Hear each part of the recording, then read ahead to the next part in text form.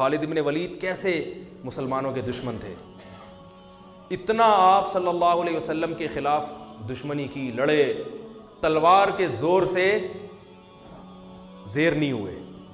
آپ صلی اللہ علیہ وسلم جانتے تھے خالد بن ولید بڑا غیرت والا آدمی ہے، 70 صحابہ کو خالد بن ولید نے قتل کروایا ہے غزوہ احد میں، اسلام دشمنی میں، لیکن آپ صلی اللہ علیہ وسلم کی بصیرت دیکھو، یہ نہیں کہ ان کو بس کسی طرح مار دو، انہوں نے 70 افراد کو شہید کروایا، نہ نہ، آپ صلی اللہ علیہ وسلم جانتے تھے غیرت مند ہے تبھی تو لڑ رہا ہے،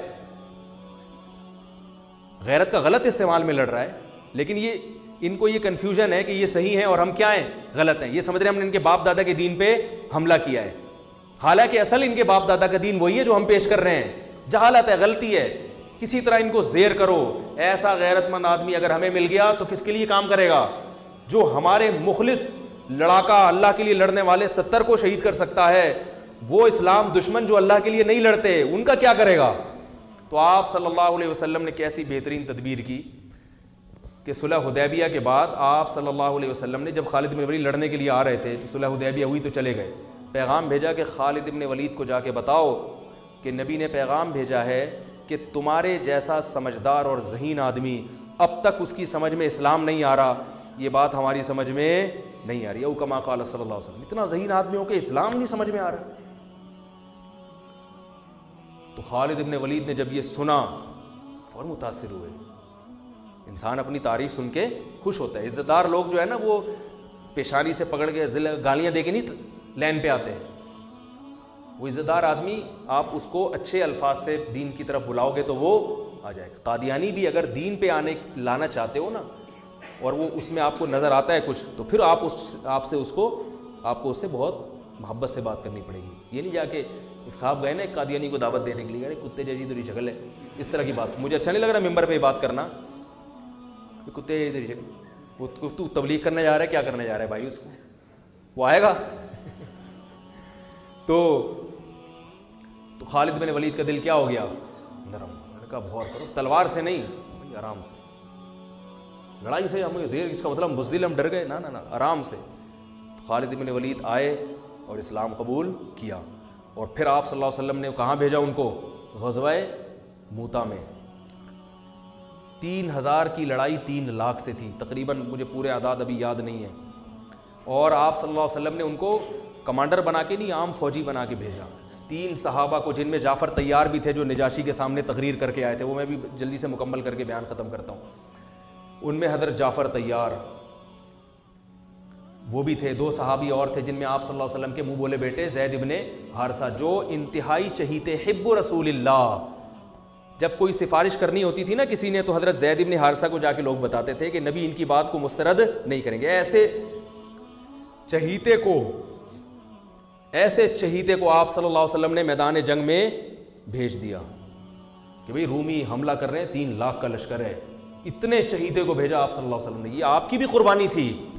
جھوٹا نبی ہوتا کہتا ہے ابے بھائی اپنے کو یہاں رکھو، ٹھیک ہے، کوئی جھوٹا نبی ہوتا ہے نا کیا کہتا ہے، ابے ان کو تو نہیں، وہ ادھر بھیجو۔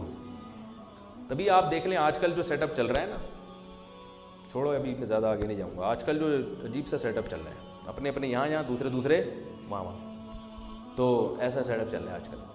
تو نبی صلی اللہ علیہ وسلم نے زید ابن حارثہ کو بھیجا اور جعفر طیار کو، دوسرے عبداللہ ابن رواحہ تھے یا کیا نام تھا ان کا، ایسے مجھے ذہن سے نکل رہا ہے، تو وہ جی عبداللہ ابن رواحہ رضی اللہ عنہ۔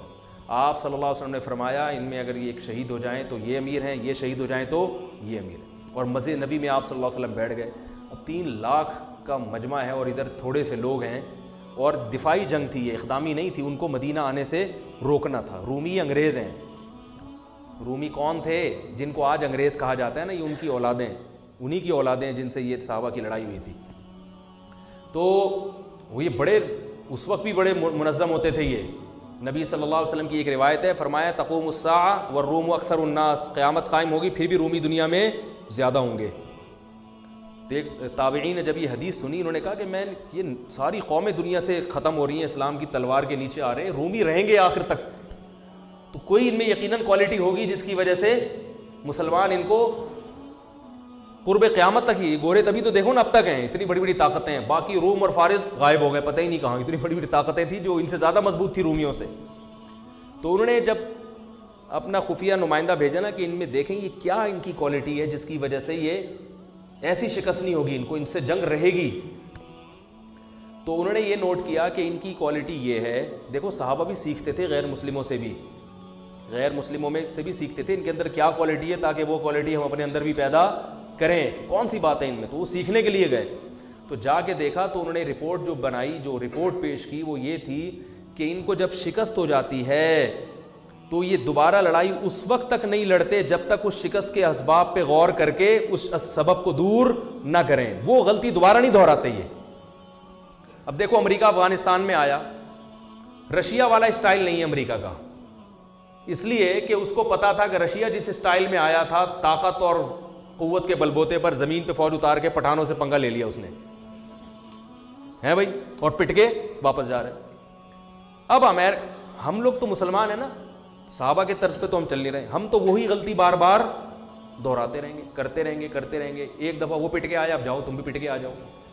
ہم تو یہ کرتے رہتے ہیں. ہمارے یہاں کوئی ایسا نہیں ہے کہ بیٹھ کے غور کرو بھائی یہ کیوں ہوا، ملک میں یہ نقصان کیوں ہوا، آئندہ نہ ہو لہذا اس کی تلافی ہو. جیسے بھی قادیانیوں کا جو بل پاس ہو گیا ایک دم سے قادیانیوں کی حمایت میں، تو اس پہ غور ہونا چاہیے یہ ہوا کہاں سے ہے، اس پہ تسلی سے غور ہو کے پھر وہ لوگ سامنے آ جاتے، پھر آئندہ کے لیے ایسا نہ ہو. ان سب چیزوں پہ غور ہونا چاہیے نا. تو میں یہ عرض کر رہا تھا کہ خالد ابن ولید رضی اللہ تعالی، وہ جو تینوں شہید ہو گئے اور ایسی جنگ لڑی ہے انہوں نے. عبداللہ ابن رواحہ نے فرمایا، گوشت کھا رہے تھے انہوں نے چھوڑ دیا، انہوں نے فرمایا کہ زمانہ بہت طویل ہے، دیکھ لیا نا نہیں ٹک سکتے، ان کے سامنے لڑائی لازمی ہے. تو ایک صحابی نے تو اپنی بیوی کو طلاقیں دے دی وہاں کھڑے ہو کر. انہوں نے کہا بیوی یاد آ رہی ہے جس کی وجہ سے میں جنگ میں لڑ نہیں پا رہا، تو اس کو طلاق دی تاکہ اب نہ بچوں کی فکر نہ بیوی کی فکر. اب کیونکہ لڑائی اتنی سخت تھی، ظاہر ہے کوئی ریشو نہیں بنتا نا، اتنے بڑے لشکر کو بھگانے کا کوئی تناسب ہی نہیں بنتا نا، کوئی جنگ کا کوئی کچھ تو ہو. تو اب تو ظاہر ہے صرف جذبہ ہی ہے اور بھرپور لڑائی ہے موت کی. تو وہ موت کی نیت سے تلوار لے کر کود پڑے. یہ ہیں صحابہ جن کو رافضی لوگ گالیاں دیتے ہیں، جن کو برا بھلا کہتے ہیں. تو تلوار لے کر میدان جنگ میں کود پڑے اور شہید ہو گئے. ان کو چانس ہی نہیں تھا. تینوں جب شہید ہو گئے ہیں تو لوگ پریشان ہوئے کہ اب کس کو کمانڈر بنائے. تو لوگوں کی نظر آئی خالد ابن ولید پر کہ یہ میدان ہے، یہ 70 انہوں نے وہاں اتنی زبردست جنگ لڑی تھی تو یہاں بھی لڑ سکتے. اور آپ صلی اللہ علیہ وسلم مسجد نبی میں بیٹھ کر صحابہ کو یہ پورا واقعہ سنا رہے ہیں. اللہ نے بطور معجزہ آپ کے سامنے پورا وہ جنگ کا واقعہ آپ کے سامنے رکھ دیا. آپ صلی اللہ علیہ وسلم نے فرمایا عبداللہ ابن رواحہ شہید ہو گئے، حالانکہ بہت دور تھا یہ مدینہ سے، اور آپ صلی اللہ علیہ وسلم کی آنکھوں سے آنسو جاری. یہ معجزے کے طور پر آپ نے بتایا. پھر آپ نے فرمایا کہ جعفر طیار شہید ہو گئے، وہ بھی شہید ہو گئے. انہوں نے جھنڈا ہاتھ میں لیا اور وہ بھی شہید ہو گئے. اور آپ صلی اللہ علیہ وسلم کی آنکھوں سے جعفر طیار تو بہت زیادہ چہیتے تھے نبی صلی اللہ علیہ وسلم کو. حضرت علی کے بعد سب سے بڑا مقام اہل بیت میں حضرت جعفر طیار رضی اللہ تعالیٰ عنہ کا سمجھا جاتا تھا. تو آپ صلی اللہ علیہ وسلم نے صحابی کو خبر دی کہ جاؤ ان کی 4 بیویاں ہیں، ان کو جا کے اطلاع دو کہ وہ شہید ہو گئے ہیں. پھر ان کے بچوں کے سر پہ، ان کے چھوٹے چھوٹے یتیم بچے تھے حضرت جعفر طیار کے، ان کے سر پہ آپ صلی اللہ علیہ وسلم نے پیار کیا. اور آپ صلی اللہ علیہ وسلم ان بچوں کا پھر بہت خیال کیا کرتے تھے.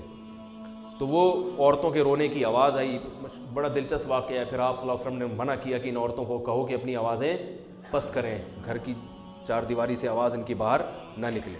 بڑے خوبصورت جوان تھے حضرت جعفر طیار اور نبی کے چہیتے تھے. اور غزوہ بدر میں حضرت جعفر طیار کی بڑی قربانیاں تھیں. جب یہ آیا ہے نا کافروں کا لشکر بدر میں سامنے، اور کافروں کے سردار آئے کہ حل میں مبارز کوئی ہے ہم سے لڑنے والا، یعنی پہلے ہم سے لڑے پھر ہم دونوں میں سے کوئی قتل ہوگا تو پھر جنگ شروع ہوگی. ایسے بھی تھے. تو ادھر سے کون آئے؟ پہلے کچھ انصاری صحابی آئے. تو وہ جو ولید ابن عقبہ تھا نا، ولید ابن عتبہ، اس نے کہا نہ ہمیں اپنے جیسا چاہیے. ہمیں کیسا چاہیے؟ قریشی سردار ہونا چاہیے جو میرے مقابلے میں آئے، پھر لڑائی کا مزہ آئے. یہ وہ بہادری ہے جو کس میں تھی؟ بولو نا بھائی، عربوں میں. تو ادھر سے پھر حضرت علی آئے، حضرت جعفر طیار آئے، حضرت حمزہ آئے. ادھر سے بھی 3 آدمی ادھر سے بھی 3. تو اس نے کہا نام اکفاؤنا، ہاں یہ ہیں ہماری قوم کے، ہمارے جیسے شیر ہیں، بہادر ہیں، لڑنا جانتے ہیں، ان سے لڑائی میں مزہ آئے گا. اور پٹ گئے تینوں. تینوں کیا ہو گئے؟ تو ادھر سے حضرت جعفر طیار جب آئے نا تو یہ تو بہادری کی بات ہے نا بھائی. ادھر 313 ادھر 1000، اور لڑائی ایسے شروع ہو رہی ہے کہ دونوں میں سے جب تک ایک زندہ ہے لڑائی شروع نہیں ہوگی. اور اس میں کتنا 50% چانس ہے نا اپنے شہید ہونے کا, اور سامنے سے بھی پتا ہے کہ بہادر ترین آدمی آیا ہے. کمزور ہو تو آدمی کہتا ہے میں جاؤں یار, میں بسم اللہ کروں, بلکہ اس میں بھی نہیں جائے گا, وہ کیا یار پٹ پٹا ہی نہ جاؤں میں.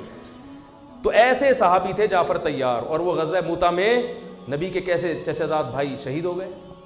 تو آپ صلی اللہ علیہ وسلم کی آنکھوں سے آنسو بہہ رہے ہیں, اور آپ نے فرمایا کہ وہ بھی شہید. پھر آپ کے جو چہیتے, حب رسول اللہ, نبی کے چہیتے, حب کا ترجمہ اردو میں کیا ہوگا؟ چہیتا. کہتے ہیں نا بڑا چہیتا ہے, لاڈلا ہے, نبی کے لاڈلے, جن کو آپ صلی اللہ علیہ وسلم نے لے کے کئی سال پالا ہے, اتنی محبت دی کہ جب ان کے اصل باپ دادا آئے نا ان کو لے جانے کے لیے, تو انہوں نے کہا نہیں نہیں میں نہیں جاتا, میں ادھر ہی رہوں گا. اتنی محبت ہو گئی تھی.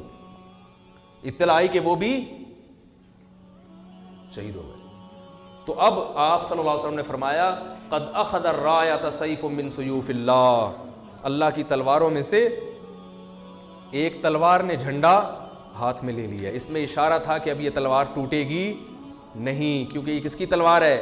اللہ کی. اسی وجہ سے کہا جاتا ہے کہ خالد ابن ولید, حضرت خالد ابن ولید خود بتاتے ہیں کہ میں گھمسان کی جنگوں میں لڑا ہوں شہادت حاصل کرنے کے لیے, مگر کس پر میری موت واقع ہو رہی ہے؟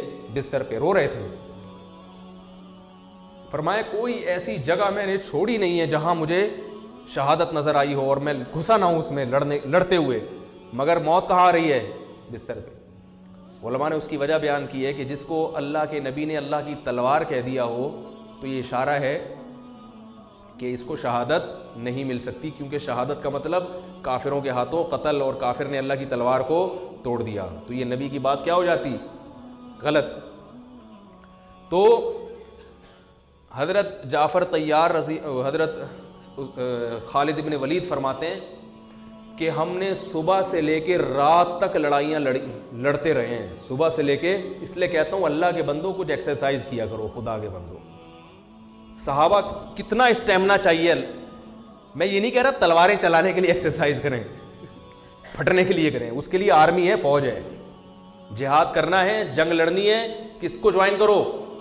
آرمی کو جوائن کرو, ملک کی حفاظت کرو. اپنے ہی لوگوں پہ جا کے پھٹ جانا یہ جہاد بولو نا بھائی نہیں ہے. لیکن یہ تو پتہ چلتا ہے نا کہ جب ملک کو ضرورت ہوئی, جب دین کو ضرورت ہوئی لڑنے کے لیے, مذہب کو ضرورت ہوئی لڑنے کے لیے, تو لڑنے کے لیے کچھ گدے پہ بیٹھ کے لڑائی سیکھو گے کیا؟ اور صحابہ کا اسٹیمنا کتنا تھا. صبح حضرت خالد بن الولید تلوار کتنی بھاری ہوتی کہ آپ اٹھا کے دیکھیں, وہ جو تلواریں تھیں وہ یہ قصائیوں کی چھریاں نہیں ہوتی تھیں, اتنی بھاری بھرکم تلواریں. فرماتے ہیں صبح فجر سے لے کے رات مغرب تک ہم تلواریں چلاتے رہے, اور میرے ہاتھ میں 9 تلواریں ٹوٹی ہیں, 9 تلواریں. اتنے لاکھ مجمع کے ساتھ لڑنا, اور کہتے ہیں میں اتنا قتل کیا ہے بندہ میں نے کہ ان کا اتنا زور تھا, مدینہ ہاتھ سے چلا جاتا صحابہ کے, مدینہ ہاتھ سے چلا, مدینہ کا دفاع تھا یہ. کہہ رہے ہیں اتنی تلوار چلی ہے کہ پھر وہ حضرت خالد بن جوش میں نا اشعار میں وہ پڑھا کرتے تھے. تو 9 تلواریں ٹوٹی ہیں, 9 تلواریں چلا چلا کے, تلواروں سے تلواریں مار مار کے ٹوٹی ہیں, پھر دوسری تلوار لیتے تھے. اور کہتے ہیں ہم پھر شاعری میں اپنی بہادری کے واقعہ بیان کرتے تھے کہ ہم نے جنگ کے موقع پر یا اس طرح تحدیث بن نعمت کے طور پر یہ بہادری بیان کرنا غلط نہیں ہے. تو بتاتے تھے ہم نے کھوپڑیوں کے مینار بنا دیے, کیونکہ 3 لاکھ سے مقابلہ اتنا قتل ہوا ہے, پھر وہ دشمن بھاگا ہے وہاں سے.